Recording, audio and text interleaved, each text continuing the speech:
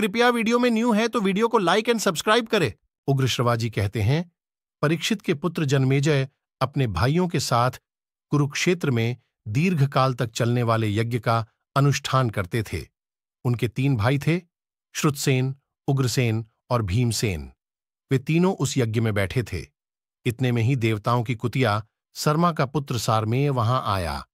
जन्मेजय के भाइयों ने उस कुत्ते को मारा। तब यह रोता हुआ अपनी मां के पास गया। बार बार रोते हुए अपने उस पुत्र से माता ने पूछा, बेटा क्यों रोता है? किसने तुझे मारा है? माता के इस प्रकार पूछने पर उसने उत्तर दिया, मां, मुझे जन्मेजय के भाइयों ने मारा है।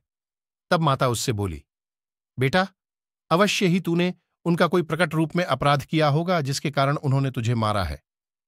तब उसने माता से पुनः इस प्रकार कहा, मैंने कोई अपराध नहीं किया है, न तो उनके भविष्य की ओर देखा और न उसे चाटा ही है। यह सुनकर पुत्र के दुख से दुखी हुई उसकी माता सरमा उस सत्र में आई जहां जन्मेजय अपने भाइयों के साथ दीर्घकालीन सत्र का अनुष्ठान कर रहे थे।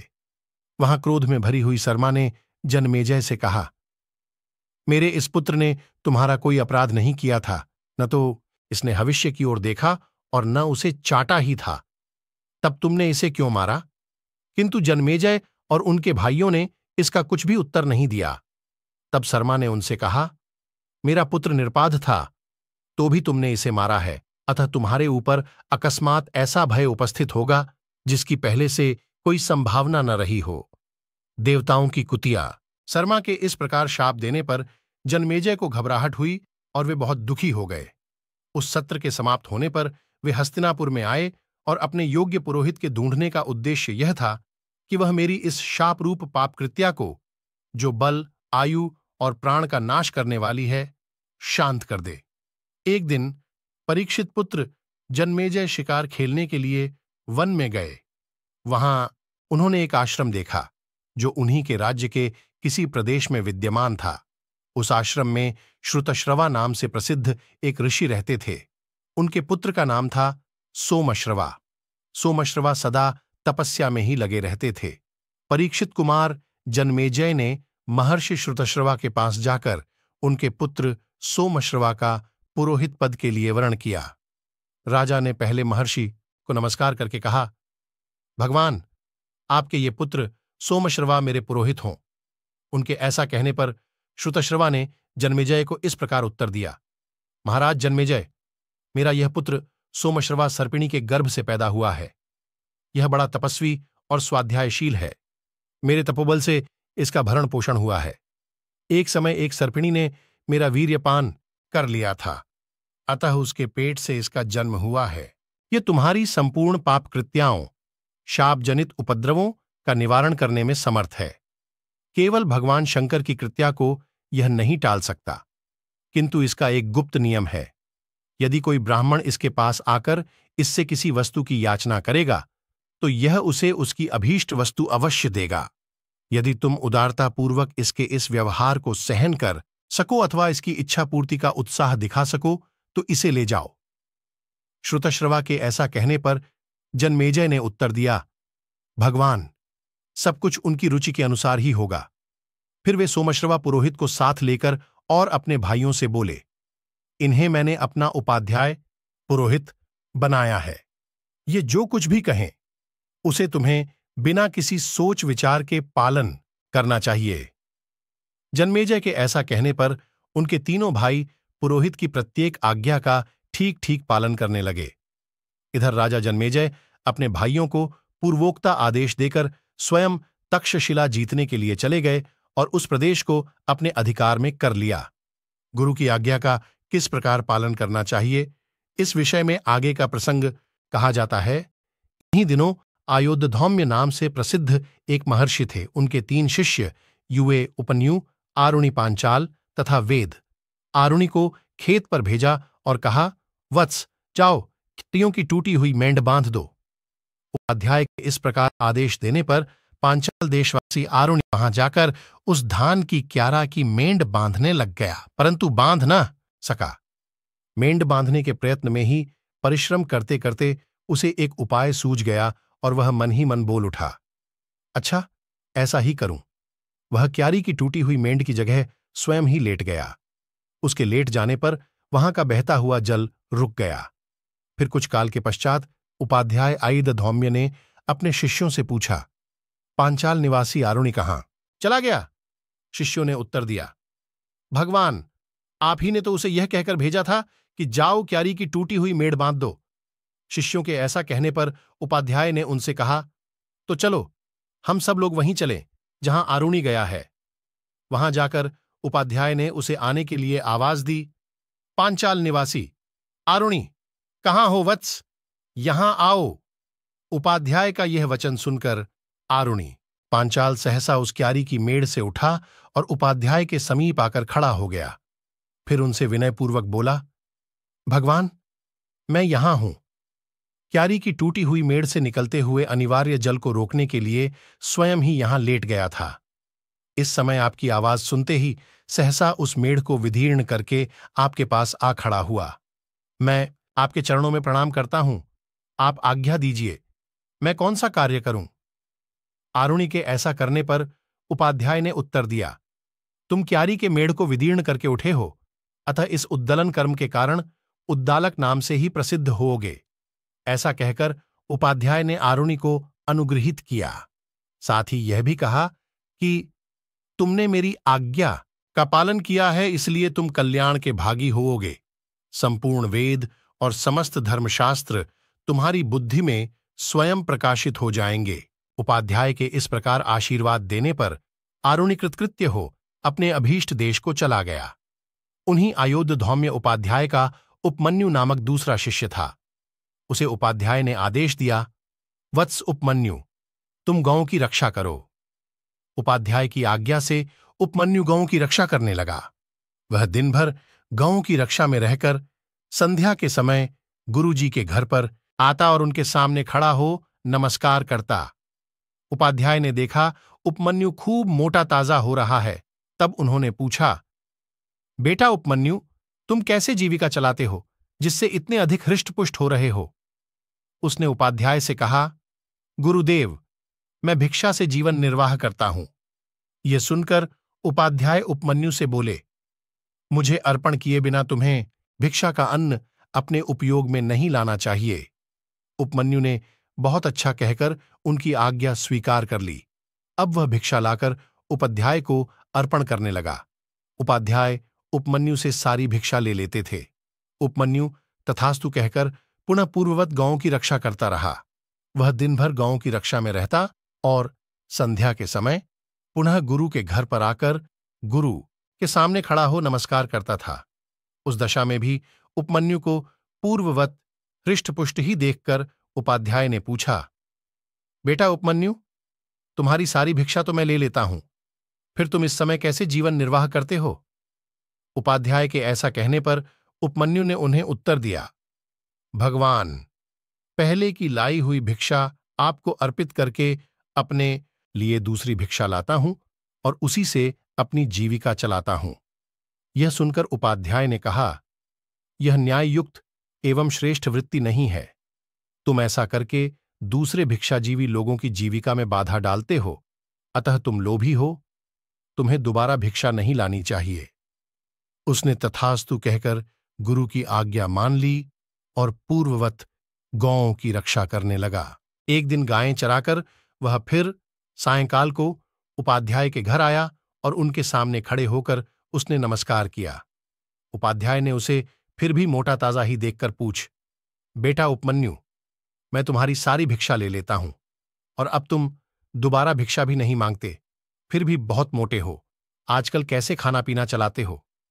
इस प्रकार पूछने पर उपमन्यु ने उपाध्याय को उत्तर दिया, भगवन, मैं इन गौओं के दूध से जीवन निर्वाह करता हूं। यह सुनकर उपाध्याय ने उससे कहा, मैंने तुम्हें दूध पीने की आज्ञा नहीं दी है, अतः इन गौओं के दूध का उपयोग करना तुम्हारे लिए अनुचित है। उपमन्यु ने बहुत अच्छा कहकर दूध न पीने की भी प्रतिज्ञा कर ली और पूर्ववत गोपालन करता रहा। एक दिन गोचारण के पश्चात वह पुनः उपाध्याय के घर आया और उनके सामने खड़े होकर उसने नमस्कार किया। उपाध्याय ने अब भी उसे हृष्टपुष्ट ही देखकर पूछा, बेटा उपमन्यु, तुम भिक्षा का अन्न नहीं खाते, दोबारा भिक्षा नहीं मांगते और गांव का दूध भी नहीं पीते, फिर भी बहुत मोटे हो। इस समय कैसे निर्वाह करते हो? इस प्रकार पूछने पर उसने उपाध्याय को उत्तर दिया, भगवन, ये बछड़े अपनी माताओं के स्तनों का दूध पीते समय जो फेन उगल देते हैं, उसी को पी लेता हूं।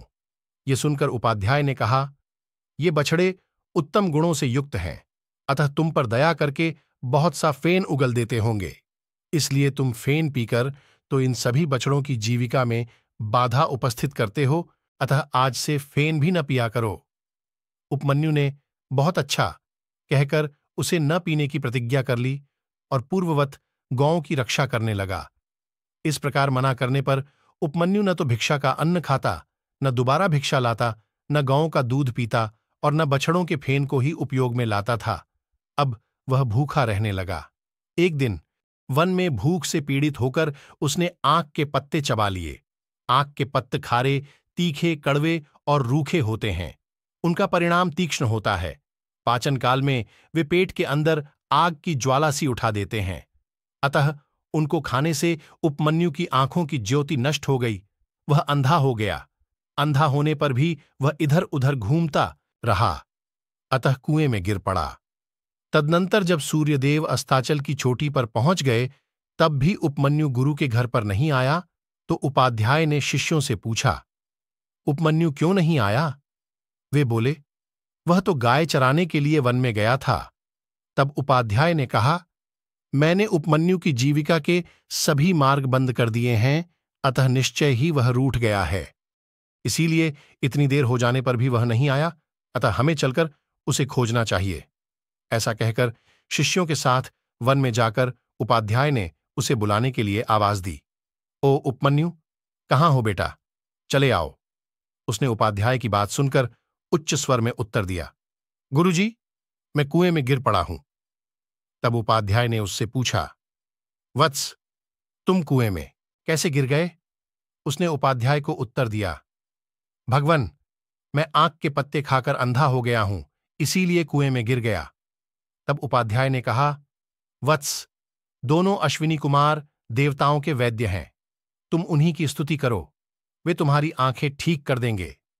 उपाध्याय के ऐसा कहने पर उपमन्यु ने अश्विनी कुमार नामक दोनों देवताओं की ऋग्वेद के मंत्रों द्वारा स्तुति प्रारंभ की। हे अश्विनी कुमारों, आप दोनों सृष्टि से पहले विद्यमान थे, आप ही पूर्वज हैं, आप ही चित्रभानु हैं। मैं वाणी और तप के द्वारा आपकी स्तुति करता हूं, क्योंकि आप अनंत हैं, दिव्य स्वरूप हैं, सुंदर पंख वाले दो पक्षियों की भांति सदा साथ रहने वाले हैं, रजोगुण शून्य तथा अभिमान से रहित हैं, संपूर्ण विश्व में आरोग्य का विस्तार करते हैं। सुनहरे पंख वाले दो सुंदर विहंगमों की भांति आप दोनों बंधु बड़े सुंदर हैं, पारलौकिक उन्नति के साधनों से संपन्न हैं। नासत्य तथा दस्त्र, ये दोनों आपके नाम हैं। आपकी नासिका बड़ी सुंदर है। आप दोनों निश्चित रूप से विजय प्राप्त करने वाले हैं। आप ही विवस्वान सूर्यदेव के सुपुत्र हैं, अतः स्वयं ही सूर्य रूप में स्थित हो, दिन तथा रात्रि रूप काले तंतुओं से संवत्सर रूप वस्त्र बुनते रहते हैं और उस वस्त्र द्वारा वेगपूर्वक देवयान और पितृयान नामक सुंदर मार्गों को प्राप्त करते हैं। परमात्मा की कालशक्ति ने जीव रूपी पक्षी को अपना ग्रास बना रखा है। आप दोनों अश्विनी कुमार नामक जीवन मुक्त महापुरुषों ने ज्ञान देकर कैवल्य रूप महान सौभाग्य की प्राप्ति के लिए उस जीव को काल के बंधन से मुक्त किया है। माया के सहवासी अत्यंत अज्ञानी जीव जब तक राग आदि विषयों से आक्रांत हो अपनी इंद्रियों के समक्ष नतमस्तक रहते हैं, तब तक वे अपने आप को शरीर से आबद्ध ही मानते हैं। दिन एवं रात, ये मनोवांछित फल देने वाली 360 दुधारू गौएं हैं। वे सब एक ही संवत्सर रूपी बछड़े को जन्म देती और उसको पुष्ट करती हैं। वह बछड़ा सबका उत्पादक और संहारक है। जिज्ञासु पुरुष उक्त बछड़े को निमित्त बनाकर उन गौओं से विभिन्न फल देने वाली शास्त्र विहित क्रियाएं दुहते रहते हैं। उन सब क्रियाओं का एक तत्वज्ञान की इच्छा ही दोहनीय फल है। पूर्वोक्त गौओं को आप दोनों अश्विनी कुमार ही दुहते हैं। हे अश्विनी कुमार, इस कालचक्र की एकमात्र संवत्सर ही नाभि है, जिस पर रात और दिन मिलाकर 720 अरे टिके हुए हैं। वे सब 12 मास रूपी प्रधियों, अरों को थामने वाले पुट्ठों में जुड़े हुए हैं। अश्विनी कुमारों, यह अविनाशी एवं मायामय कालचक्र बिना नेमी के ही अनियत गति से घूमता तथा इहलोक और परलोक दोनों लोकों की प्रजाओं का विनाश करता रहता है। अश्विनी कुमारों, मेष आदि 12 राशियां, जिसके 12 अरे, 6 रथुएं, जिसकी 6 नाभियां हैं, और संवत्सर, जिसकी एक धुरी है, वह एकमात्र कालचक्र सब ओर चल रहा है। यही कर्मफल को धारण करने वाला आप दोनों मुझे इस कालचक्र से मुक्त करें, क्योंकि मैं यहां जन्म आदि के दुख से अत्यंत कष्ट पा रहा हूं।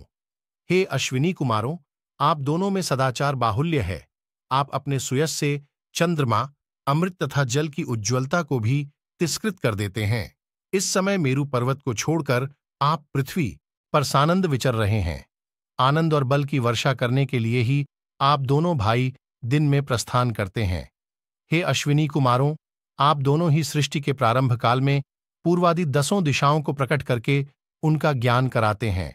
उन दिशाओं के मस्तक अर्थात अंतरिक्ष लोक में रथ से यात्रा करने वाले तथा सबको समान रूप से प्रकाश देने वाले सूर्यदेव का और आकाश आदि 5 भूतों का भी आप ही ज्ञान कराते हैं। उन दिशाओं में सूर्य का जाना देखकर आर्षि लोग भी उनका अनुसरण करते हैं तथा देवता और मनुष्य अपने अधिकार के अनुसार स्वर्ग या मृत्युलोक की भूमि का उपयोग करते हैं। हे अश्विन कुमारों, आप अनेक रंग की वस्तुओं के सम्मिश्रण से सब प्रकार की औषधियां तैयार करते हैं, जो संपूर्ण विश्व का पोषण करती हैं। वे प्रकाशमान औषधियां सदा आपका अनुसरण करती हुई आपके साथ ही विचरती हैं। देवता और मनुष्य आदि प्राणी अपने अधिकार के अनुसार स्वर्ग और मृत्युलोक की भूमि में रहकर उन औषधियों का सेवन करते हैं। अश्विनी कुमारों, आप ही दोनों नासत्य नाम से प्रसिद्ध हैं। मैं आपकी तथा आपने जो कमल की माला धारण कर रखी है उसकी पूजा करता हूं। आप अमर होने के साथ ही सत्य का पोषण और विस्तार करने वाले हैं। आपके सहयोग के बिना देवता भी उस सनातन सत्य की प्राप्ति में समर्थ नहीं हैं। युवक माता पिता संतानोत्पत्ति के लिए पहले मुख से अन्न रूप गर्भ धारण करते हैं, तत्पश्चात पुरुषों में वीर्य रूप में और स्त्री में रजोरूप में परिणत होकर वह अन्न जड़ शरीर बन जाता है। तत्पश्चात जन्म लेने वाला गर्भस्थ जीव उत्पन्न होते ही माता के स्तनों का दूध पीने लगता है। हे अश्विनी कुमारों, पूर्वोक्त रूप से संसार बंधन में बंधे हुए जीवों को आप तत्व ज्ञान देकर मुक्त करते हैं। मेरे जीवन निर्वाह के लिए मेरी नेत्रेंद्रिय को भी रोग से मुक्त करें। अश्विनी कुमारों, मैं आपके गुणों का बखान करके आप दोनों की स्तुति नहीं कर सकता। मैं इस समय नेत्रहीन, अंधा हो गया हूं। रास्ता पहचानने में भूल हो जाती है, इसलिए इस दुर्गम कूप में गिर पड़ा हूं। आप दोनों शरणागत वत्सल देवता हैं, अतः मैं आपकी शरण लेता हूं। इस प्रकार उपमन्यु के स्तवन करने पर दोनों अश्विनी कुमार वहां आए और उससे बोले, उपमन्यु, हम तुम्हारे ऊपर बहुत प्रसन्न हैं। यह तुम्हारे खाने के लिए पुआ है, इसे खा लो।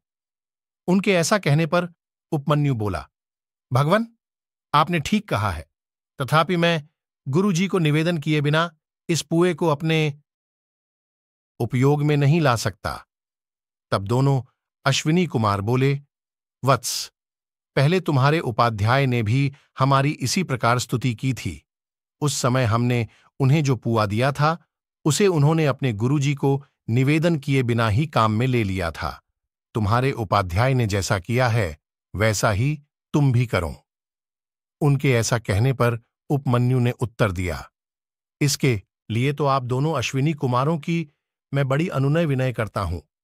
गुरुजी से निवेदन किए बिना मैं इस पुए को नहीं खा सकता। तब अश्विनी कुमार उससे बोले, तुम्हारी इस गुरुभक्ति से हम बड़े प्रसन्न हैं। तुम्हारे उपाध्याय के दांत काले लोहे के समान हैं। तुम्हारे दांत सुवर्णमय हो जाएंगे, तुम्हारी आंखें भी ठीक हो जाएंगी और तुम कल्याण के भागी भी होोगे। अश्विनी कुमारों के ऐसा कहने पर उपमन्यु को आंखें मिल गईं और उसने उपाध्याय के समीप आकर उन्हें प्रणाम किया तथा सब बातें गुरुजी से कह सुनाईं। उपाध्याय उसके ऊपर बड़े प्रसन्न हुए और उससे बोले, जैसा अश्विनी कुमारों ने कहा है उसी प्रकार तुम कल्याण के भागी होओगे। तुम्हारी बुद्धि में संपूर्ण वेद और सभी धर्मशास्त्र स्वतः स्फुरित हो जाएंगे। इस प्रकार यह उपमन्यु की परीक्षा बताई गई। उन्हीं आयोधौम्य के तीसरे शिष्य थे वेद। उन्हें उपाध्याय ने आज्ञा दी, वत्स वेद, तुम कुछ काल तक यहां मेरे घर में निवास करो, सदा शुश्रूषा में लगे रहना, इससे तुम्हारा कल्याण होगा। वेद बहुत अच्छा कहकर गुरु के घर में रहने लगे। उन्होंने दीर्घकाल तक गुरु की सेवा की। गुरुजी उन्हें बैल की तरह सदा भारी बोझ ढोने में लगाए रखते थे और वे सर्दी गर्मी तथा भूख प्यास का कष्ट सहन करते हुए सभी अवस्थाओं में गुरु के अनुकूल ही रहते थे। इस प्रकार जब बहुत समय बीत गया तब गुरुजी उन पर पूर्णतः संतुष्ट हुए।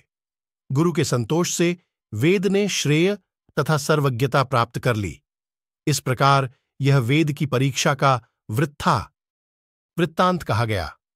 तदनंतर उपाध्याय की आज्ञा होने पर वेद समावर्तन संस्कार के पश्चात स्नातक होकर गुरुगृह से लौटे। घर आकर उन्होंने गृहस्थाश्रम में प्रवेश किया। अपने घर में निवास करते समय आचार्य वेद के पास 3 शिष्य रहते हैं, किंतु वे काम करो अथवा गुरु सेवा में लगे रहो इत्यादि रूप से किसी प्रकार का आदेश अपने शिष्यों को नहीं देते थे, क्योंकि गुरु के घर में रहने पर छात्रों को जो इसलिए उनके मन में अपने शिष्यों को लोकेशदायक कार्य में लगाने की कभी इच्छा नहीं होती थी। एक समय की बात है, ब्रह्मवेत्ता आचार्य वेद के पास आकर जनमेजय और पौष्य नाम वाले 2 क्षत्रियों ने उनका वरण किया और उन्हें अपना उपाध्याय बना लिया। तदनंतर एक दिन उपाध्याय वेद ने यज्ञमान के कार्य से बाहर जाने के लिए उद्यत हो उत्तंक नाम वाले शिष्य को अग्निहोत्र आदि के कार्य में नियुक्त किया और कहा, वत्स उत्तंग, मेरे घर में मेरे बिना जिस किसी वस्तु की कमी हो जाए उसकी पूर्ति तुम कर देना, ऐसी मेरी इच्छा है। उत्तंक को ऐसा आदेश देकर आचार्य वेद बाहर चले गए। उत्तंग गुरु की आज्ञा का पालन करते हुए सेवापरायण हो गुरु के घर में रहने लगे। वहां रहते समय उन्हें उपाध्याय के आश्रय में रहने वाली सब स्त्रियों ने मिलकर बुलाया और कहा, तुम्हारी गुरुपत्नी रजस्वला हुई हैं और उपाध्याय परदेश गए हैं। उनका यह ऋतुकाल जिस प्रकार निष्फल न हो वैसा करो, इसके लिए गुरुपत्नी बड़ी चिंता में पड़ी हैं। यह सुनकर उत्तंक ने उत्तर दिया, मैं स्त्रियों के कहने से यह न करने योग्य निंद्य कर्म नहीं कर सकता। उपाध्याय ने मुझे ऐसी आज्ञा नहीं दी है कि तुम न करने योग्य कार्य भी कर डालना। इसके बाद कुछ काल बीतने पर उपाध्याय वेद प्रदेश से अपने घर लौट आए। आने पर उत्तंक का सारा वृत्तांत मालूम हुआ। इससे वे बड़े प्रसन्न हुए और बोले, बेटा उत्तंक, तुम्हारा कौन सा प्रिय कार्य करूं? तुमने धर्मपूर्वक मेरी सेवा की है, इससे हम दोनों की एक दूसरे के प्रति प्रीति बढ़ गई है। अब मैं तुम्हें घर लौटने की आज्ञा देता हूं, जाओ, तुम्हारी सभी कामनाएं पूर्ण होंगी। गुरु के ऐसा कहने पर उत्तंक बोले, भगवन, मैं आपका कौन सा प्रिय कार्य करूं? वृद्ध पुरुष कहते भी हैं, जो अधर्मपूर्वक अध्यापन या उपदेश करता है अथवा जो अधर्मपूर्वक प्रश्न या अध्ययन करता है, उन दोनों में एक, गुरु अथवा शिष्य, मृत्यु एवं विद्वेष को प्राप्त होता है। अतः आपकी आज्ञा मिलने पर मैं अभीष्ट गुरु दक्षिणा भेंट करना चाहता हूं। उत्तंक के ऐसा कहने पर उपाध्याय बोले, बेटा उत्तंक, तब कुछ दिन और यहीं ठहरो। तदनंतर किसी दिन उत्तंक ने फिर उपाध्याय से कहा, भगवन, आज्ञा दीजिए, मैं आपको कौन सी प्रिय वस्तु गुरु दक्षिणा के रूप में भेंट करूं? यह सुनकर उपाध्याय ने उनसे कहा, वत्स उत्तंक, तुम बार बार मुझसे कहते हो कि मैं क्या गुरु दक्षिणा भेंट करूं, अतः जाओ, घर के भीतर प्रवेश करके अपनी गुरुपत्नी से पूछ लो कि मैं क्या गुरु दक्षिणा भेंट करूं। वे जो बतावें वही वस्तु उन्हें भेंट करो।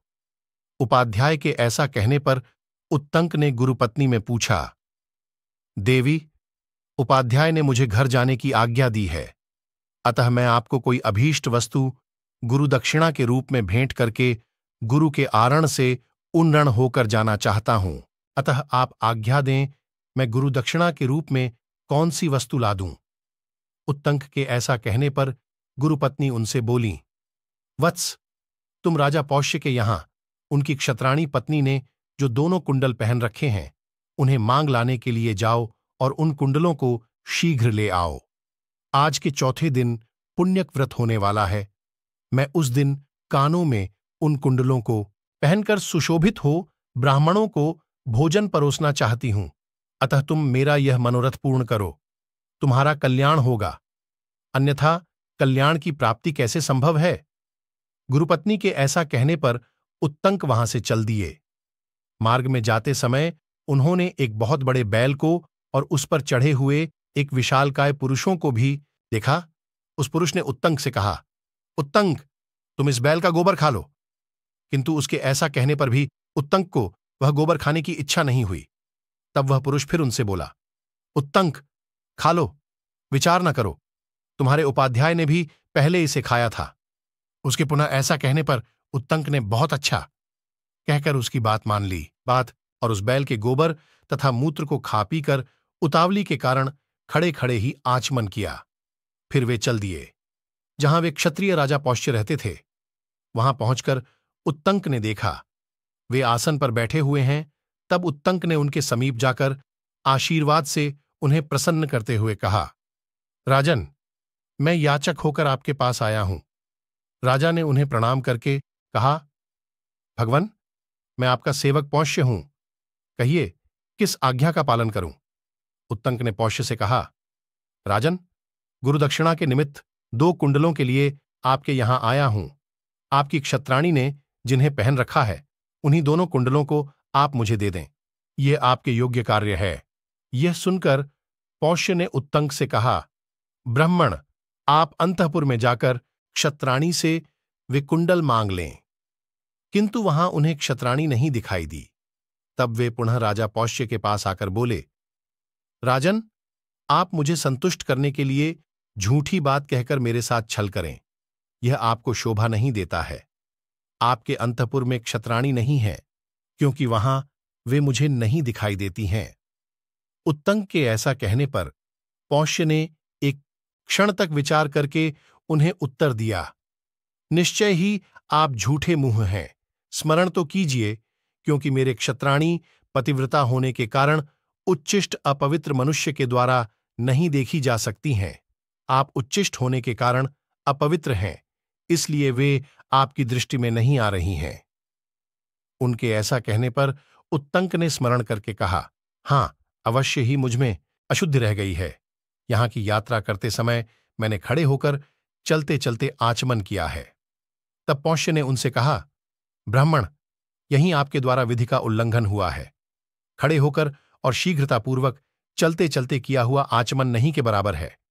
तत्पश्चात उत्तंक राजा से ठीक है ऐसा कहकर हाथ पैर और मूंछ भली भांति धोकर पूर्वाभिमुख हो आसन पर बैठे और हृदय तक पहुंचने योग्य शब्द तथा फेन से रहित शीतल जल के द्वारा 3 बार आचमन करके उन्होंने 2 बार अंगूठे के मूल भाग से मुख पोंछा और नेत्र, नासिका आदि इंद्रिय गोलकों का जल सहित अंगुलियों द्वारा स्पर्श करके अंतःपुर में प्रवेश किया। तब उन्हें क्षत्राणी का दर्शन हुआ। महारानी उत्तंक को देखते ही उठकर खड़ी हो गईं और प्रणाम करके बोलीं, भगवन, आपका स्वागत है, आज्ञा दीजिए, मैं क्या सेवा करूं? उत्तंक ने महारानी से कहा, देवी, मैंने गुरु के लिए आपके दोनों कुंडलों की याचना की है, वे ही मुझे दे दें। महारानी उत्तंक के उस सद्भाव गुरुभक्ति से बहुत प्रसन्न हुई। उन्होंने यह सियाचकर कि ये सुपात्र ब्राह्मण हैं, इन्हें निराश नहीं लौटाना चाहिए, अपने दोनों कुंडल स्वयं उतारकर उन्हें दे दिए और उनसे कहा, ब्राह्मण, नागराज तक्षक इन कुंडलों को पाने के लिए बहुत प्रयत्नशील हैं, अतः आपको सावधान होकर इन्हें ले जाना चाहिए। रानी के ऐसा कहने पर उत्तंक ने उन क्षत्राणी से कहा, देवी, आप निश्चिंत रहें, नागराज तक्षक मुझसे भिड़ने का साहस नहीं कर सकता। महारानी से ऐसा कहकर उनसे आज्ञा ले उत्तंक राजा पौष्य के निकट आए और बोले, महाराज पौष्य, मैं बहुत प्रसन्न हूं और आपसे विदा लेना चाहता हूं। यह सुनकर पौष्य ने उत्तंक से कहा, भगवन, बहुत दिनों पर कोई सुपात्र ब्राह्मण मिलता है। आप गुणवान अतिथि पधारे हैं, अतः मैं श्राद्ध करना चाहता हूं। आप इसमें समय दीजिए। तब उत्तंक ने राजा से कहा, मेरा समय तो दिया ही हुआ है, किंतु शीघ्रता चाहता हूं। आपके यहां जो शुद्ध एवं सुसंस्कृत भोजन तैयार हो, उसे मंगाएं। राजा ने बहुत अच्छा कहकर जो भोजन सामग्री प्रस्तुत थी, उसके द्वारा उन्हें भोजन कराया। परंतु जब भोजन सामने आया, तब उत्तंक ने देखा उसमें बाल पड़ा है और वह ठंडा हो चुका है। फिर तो यह अपवित्र अन्न है। ऐसा निश्चय करके वे राजा पौष्य से बोले, आप मुझे अपवित्र अन्न दे रहे हैं, अतः आप अंधे हो जाएंगे। तब पौष्य ने भी उन्हें शाप के बदले शाप देते हुए कहा, आप शुद्ध अन्न को भी दूषित बता रहे हैं, अतः आप भी संतानहीन हो जाएंगे। तब उत्तंक राजा पौष्य से बोले, महाराज, अपवित्र अन्न देकर फिर बदले में शाप देना आपके लिए कदापि उचित नहीं है, अतः पहले अन्न को ही प्रत्यक्ष देख लीजिए। तब पौष्य ने उस अन्न को अपवित्र देखकर उसकी अपवित्रता का कारण का पता लगाया। वह भोजन खुले केश वाली स्त्री ने तैयार किया था, अतः उसमें केश पड़ गया था। देर का बना होने से वह ठंडा भी हो गया था, इसलिए वह अपवित्र है। इस निश्चय पर पहुंचकर राजा ने उत्तंक राशि को प्रसन्न करते हुए कहा, भगवन, यह केश युक्त और शीतल अन्न अनजान में आपके पास लाया गया है, अतः इस अपराध के लिए मैं आपसे क्षमा मांगता हूं। आप ऐसी कृपा कीजिए जिससे मैं अंधा न होऊं। तब उत्तंक ने राजा से कहा, राजन, मैं झूठ नहीं बोलता। आप पहले अंधे होकर फिर थोड़े ही दिनों में इस दोष से रहित हो जाएंगे। अब आप भी ऐसी चेष्टा करें जिससे आपका दिया हुआ शाप मुझ पर लागू न हो। यह सुनकर पौष्य ने उत्तंक से कहा, मैं शाप को लौटाने में असमर्थ हूं। मेरा क्रोध अभी तक शांत नहीं हो रहा है। क्या आप यह नहीं जानते कि ब्राह्मण का हृदय मक्खन के समान मुलायम और जल्दी पिघलने वाला होता है? केवल उसकी वाणी में ही तीखी धार वाले छुरे का सा प्रभाव होता है, किंतु ये दोनों ही बातें क्षत्रिय के लिए विपरीत हैं। उसकी वाणी तो नवनीत के समान कोमल होती है, लेकिन हृदय पैनी धार वाले छुरे के समान तीखा होता है। अतः ऐसी दशा में कठोर हृदय होने के कारण मैं उस शाप को बदलने में असमर्थ हूं, इसलिए आप जाइए। तब उत्तंक बोले, राजन, आपने अन्न की अपवित्रता देखकर मुझसे क्षमा के लिए अनुनय विनय की है, किंतु पहले आपने कहा था कि तुम शुद्ध अन्न को दूषित बता रहे हो, इसलिए संतानहीन हो जाओगे। इसके बाद अन्न का दोषयुक्त होना प्रमाणित हो गया, अतः आपका यह शाप मुझ पर लागू नहीं होगा। अब हम अपना कार्य साधन कर रहे हैं। ऐसा कहकर उत्तंक दोनों कुंडलों को लेकर वहां से चल दिए। मार्ग में उन्होंने अपने पीछे आते हुए एक नग्न क्षपणक को देखा, जो बार बार दिखाई देता और छिप जाता था। कुछ दूर जाने के बाद उत्तंक ने उन कुंडलों को एक जलाशय के किनारे भूमि पर रख दिया और स्वयं जल संबंधी कृत्य, शौच, स्नान, आचमन, संध्या तर्पण आदि करने लगे। इतने में ही वह क्षपणक बड़ी उतावली के साथ वहां आया और दोनों कुंडलों को लेकर चंपत हो गया। उत्तंक ने स्त्राण तर्पण आदि जल संबंधी कार्य पूर्ण करके शुद्ध एवं पवित्र होकर देवताओं तथा गुरुओं को नमस्कार किया और जल से बाहर निकलकर बड़े वेग से उस क्षपणक का पीछा किया। वास्तव में वह नागराज तक्षक ही था। दौड़ने से वह उत्तंक के अत्यंत समीपवर्ती हो गया। उत्तंक ने उसे पकड़ लिया। पकड़ में आते ही उसने क्षपणक का रूप त्याग दिया और तक्षक नाग का रूप धारण करके वह सहसा प्रकट हुए।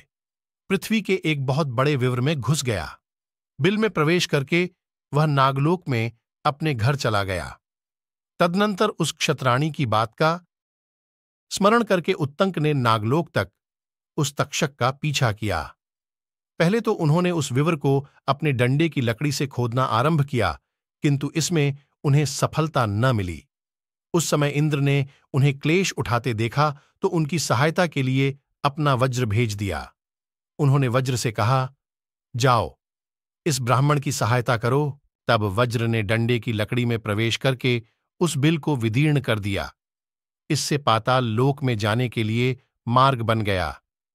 तब उत्तंक उस बिल में घुस गए और उसी मार्ग से भीतर प्रवेश करके उन्होंने नागलोक का दर्शन किया, जिसकी कहीं सीमा नहीं थी, जो अनेक प्रकार के मंदिरों, महलों, झुके हुए छज्जों वाले ऊंचे ऊंचे मंडपों तथा सैकड़ों दरवाजों से सुशोभित और छोटे बड़े अद्भुत क्रीड़ा स्थानों से व्याप्त था। वहां उन्होंने इन श्लोकों द्वारा उन नागों का स्तवन किया। ऐरावत, जिसके राजा हैं, जो सम्रांगण में विशेष शोभा पाते हैं, बिजली और वायु से प्रेरित हो जल की वर्षा करने वाले बादलों की भांति बाणों की धारावाहित वृष्टि करते हैं, उन सर्पों की जय हो। ऐरावत कुल में उत्पन्न नागगणों में से कितने ही सुंदर रूप वाले हैं, उनके अनेक रूप हैं। वे विचित्र कुंडल धारण करते हैं तथा आकाश में सूर्य देव की भांति स्वर्गलोक में प्रकाशित होते हैं।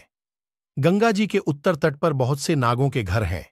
वहां रहने वाले बड़े बड़े सर्पों की भी मैं स्तुति करता हूं। ऐरावत नाग के सिवा दूसरा कौन है जो सूर्यदेव की प्रचंड किरणों के सैन्य में विचरने की इच्छा कर सकता है। ऐरावत के भाई धृतराष्ट्र जब सूर्यदेव के साथ प्रकाशित होते और चलते हैं, उस समय 28,008 सर्प सूर्य के घोड़ों की बागडोर बनकर जाते हैं, जो इसके साथ जाते हैं और जो दूर के मार्ग पर जा पहुंचे हैं। ऐरावत के उन सभी छोटे बंधुओं को मैंने नमस्कार किया है, जिनका निवास सदा कुरुक्षेत्र और खांडव वन में रहा है। उन नागराज तक्षक की मैं कुंडलों के लिए स्तुति करता हूं। तक्षक और अश्वसेन, ये दोनों नाग सदा साथ विचरने वाले हैं। ये दोनों कुरुक्षेत्र में इक्षुमती नदी के तट पर रहा करते थे। जो तक्षक के छोटे भाई हैं, श्रुतसेन नाम से जिनकी ख्याति है, तथा जो पाताललोक में नागराज की पदवी पाने के लिए सूर्यदेव की उपासना करते हुए कुरुक्षेत्र में रहे हैं, उन महात्मा को मैं सदा नमस्कार करता हूं। इस प्रकार उन श्रेष्ठ नागों की स्तुति करने पर भी जब ब्रह्मर्षि उत्तंक उन कुंडलों को न पा सके तो उन्हें बड़ी चिंता हुई। इस प्रकार नागों की स्तुति करते रहने पर जब वे उन दोनों कुंडलों को प्राप्त न कर सके, तब उन्हें वहां 2 स्त्रियां दिखाई दीं, जो सुंदर करघे पर रखकर सूत के ताने में वस्त्र बुन रही थीं। उस ताने में उत्तंक मुनि ने काले और सफेद 2 प्रकार के सूत और 12 अरों का एक चक्र भी देखा, जिसे 6 कुमार घुमा रहे थे। वहीं एक श्रेष्ठ पुरुष भी दिखाई दिए, जिनके साथ एक दर्शनीय अश्व भी था। उत्तंक ने इन मंत्रतुल्य श्लोकों द्वारा उनकी स्तुति की। यह जो अविनाशी कालचक्र निरंतर चल रहा है, इसके भीतर 360 अरे हैं, 24 पर्व हैं और इस चक्र को 6 कुमार घुमा रहे हैं। यह संपूर्ण विश्व जिनका स्वरूप है, ऐसी 2 युवतियां सदा काले और सफेद तंतुओं को इधर उधर चलाती हुई इस वासना जलरूपी वस्त्र को बुन रही हैं, तथा वे ही संपूर्ण भूतों और समस्त भुवनों का निरंतर संचालन करती हैं। जो महात्मा वज्र धारण करके तीनों लोकों की रक्षा करते हैं, जिन्होंने वृत्रासुर का वध तथा नमूची दानव का संहार किया है, जो काले रंग के 2 वस्त्र पहनते और लोक में सत्य एवं असत्य का विवेक करते हैं, जल से प्रकट हुए प्राचीन वैश्वानर रूप अश्व को वाहन बनाकर उस पर चढ़ते हैं, तथा जो तीनों लोकों के शासक हैं, उन जगदीश्वर पुरंदर को मेरा नमस्कार है। तब वह पुरुष उत्तंक से बोला, ब्राह्मण, मैं तुम्हारे इस स्तोत्र से बहुत प्रसन्न हूं। कहो, तुम्हारा कौन सा प्रिय कार्य करूं? यह सुनकर उत्तंक ने कहा, सब नाग मेरे अधीन हो जाएं। उनके ऐसा कहने पर वह पुरुष पुनः उत्तंक से बोला, इस घोड़े की गुदा में फूंक मारो। यह सुनकर उत्तंक ने घोड़े की गुदा में फूंक मारी। फूंकने से घोड़े के शरीर के समस्त छिद्रों से धुएं सहित आग की लपटें निकलने लगीं। उस समय सारा नागलोक धुएं से भर गया। फिर तो तक्षक घबरा गया और आग की ज्वाला के भय से दुखी हो दोनों कुंडल लिए सहसा घर से निकल आया और उत्तंक से बोला, ब्राह्मण, आप ये दोनों कुंडल ग्रहण कीजिए। उत्तंक ने उन कुंडलों को लिया। कुंडल लेकर वे सोचने लगे, अहो, आज ही गुरुपत्नी का वह पुण्यक व्रत है और मैं बहुत दूर चला आया हूं। ऐसी दशा में किस प्रकार इन कुंडलों द्वारा उनका सत्कार कर सकूंगा। तब इस प्रकार चिंता में पड़े हुए उत्तंक से उस पुरुष ने कहा, उत्तंक, इसी घोड़े पर चढ़ जाओ। यह तुम्हें क्षण भर में उपाध्याय के घर पहुंचा देगा। बहुत अच्छा, कहकर उत्तंक उस घोड़े पर चढ़े और तुरंत उपाध्याय के घर आ पहुंचे। इधर गुरु पत्नी स्नान करके बैठी हुई अपने केश संवार रही थीं। उत्तंक अब तक नहीं आया, यह सोचकर उन्होंने शिष्य को शाप देने का विचार कर लिया। इसी बीच में उत्तंक ने उपाध्याय के घर में प्रवेश करके गुरुपत्नी को प्रणाम किया और उन्हें वे दोनों कुंडल दे दिए। तब गुरुपत्नी ने उत्तंक से कहा, उत्तंक, तू ठीक समय पर उचित स्थान में आ पहुंचा। वत्स, तेरा स्वागत है। अच्छा हुआ जो मैंने बिना अपराध के ही तुझे शाप नहीं दिया। तेरा कल्याण उपस्थित है, तुझे सिद्ध प्राप्त हो। तदनंतर उत्तंक ने उपाध्याय के चरणों में प्रणाम किया। उपाध्याय ने उससे कहा, वत्स उत्तंक, तुम्हारा स्वागत है। लौटने में देर क्यों लगाई? तब उत्तंक ने उपाध्याय को उत्तर दिया, भगवन, नागराज तक्षक ने इस कार्य में विघ्न डाल दिया था, इसलिए मैं नागलोक में चला गया था। वहीं मैंने 2 स्त्रियां देखीं जो करघे पर सूत रखकर कपड़ा बुन रही थीं। उस करघे में काले और सफेद रंग के सूत लगे थे। वह सब क्या था? वहीं मैंने एक चक्र भी देखा जिसमें 12 अर्रे थे। 6 कुमार उस चक्र को घुमा रहे थे। वह भी क्या था? वहां एक पुरुष भी मेरे देखने में आया था। वह कौन था? तथा एक बहुत बड़ा अश्व भी दिखाई दिया था। वह कौन था? तब उस पुरुष के कहने से मैंने उस बैल का गोबर खा लिया। अतः वह बैल और पुरुष कौन थे, मैं आपके मुख से सुनना चाहता हूं। वह सब क्या था? उत्तंक के इस प्रकार पूछने पर उपाध्याय ने उत्तर दिया, वे जो दोनों स्त्रियां थीं वे धाता और विधाता हैं।